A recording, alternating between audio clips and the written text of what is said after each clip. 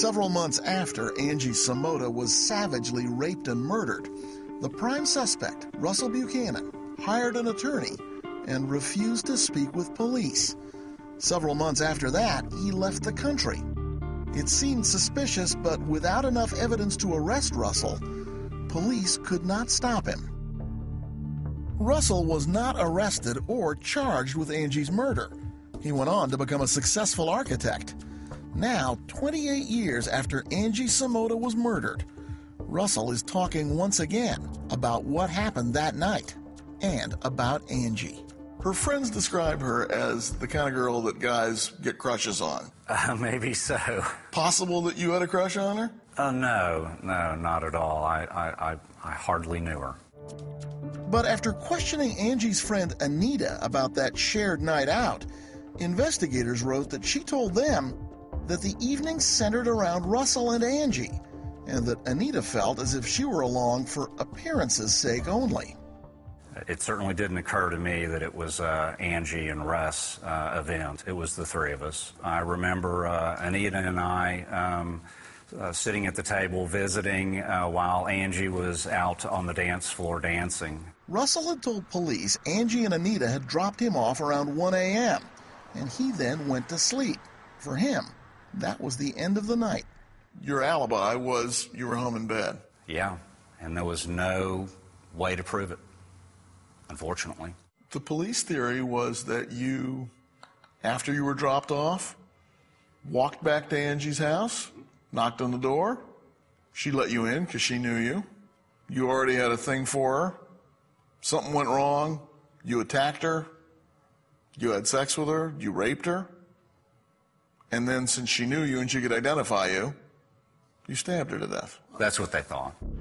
And so, in the days after the murder, police started picking up Russell after work and bringing him down to the station for questioning. It seemed like 2 or 3 times a month for 6 months.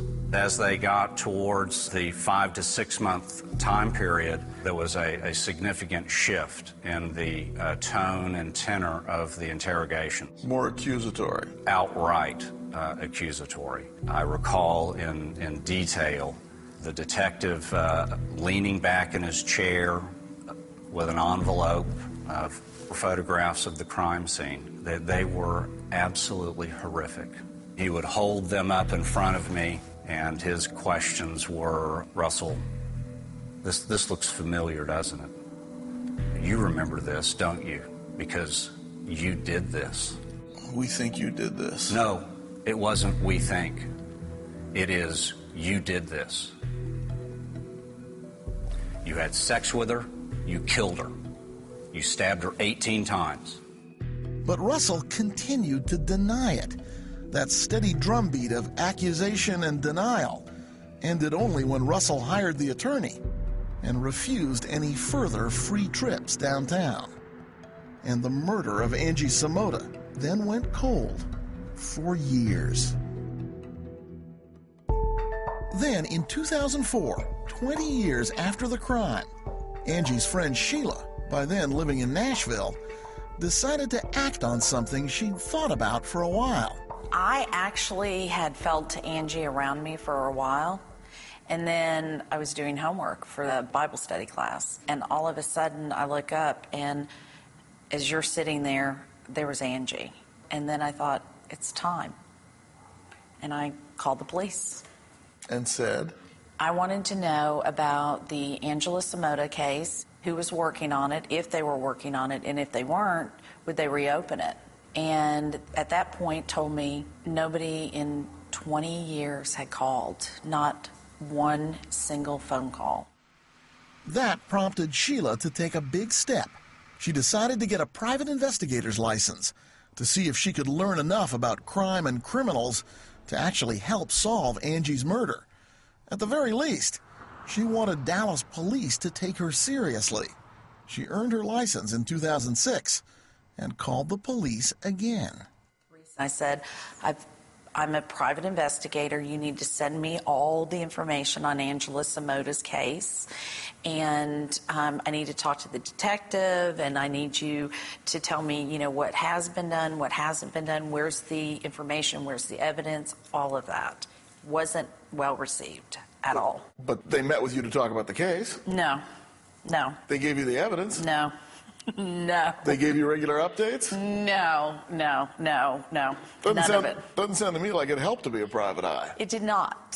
So after finding out they were not going to welcome me into the investigation, I started making phone calls to him. And the first 50 phone calls went to the lead detective, who had been moved to traffic.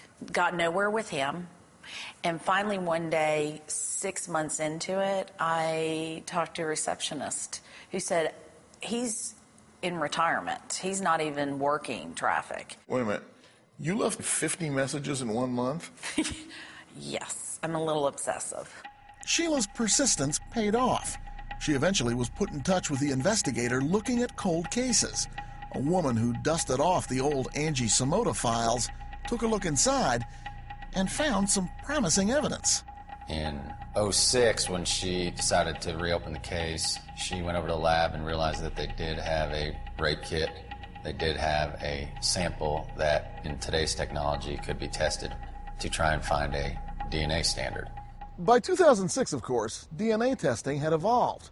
Some of Angie's other friends also approached police about reopening the investigation, but it was Sheila who eventually made more than 700 phone calls over the years, trying to move Angie's case forward. She even offered to pay for the DNA testing herself. And I said, okay, I'll send you a check. I'll overnight it. Who do I make it out to? She said, we can't do that. You can't do that? You're not allowed. That's something police departments pay for, not PIs. Right. Finally, in 2008, the DNA sample from Angie Samota's cold case was entered into the national database.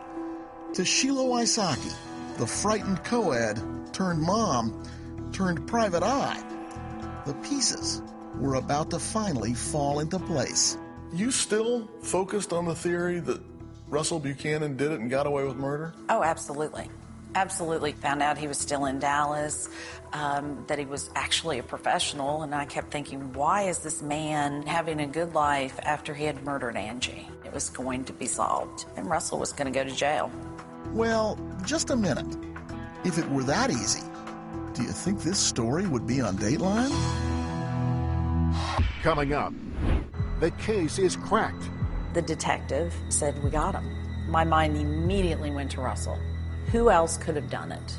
Good question. But the last thing she was prepared for was the answer. When Dateline continues.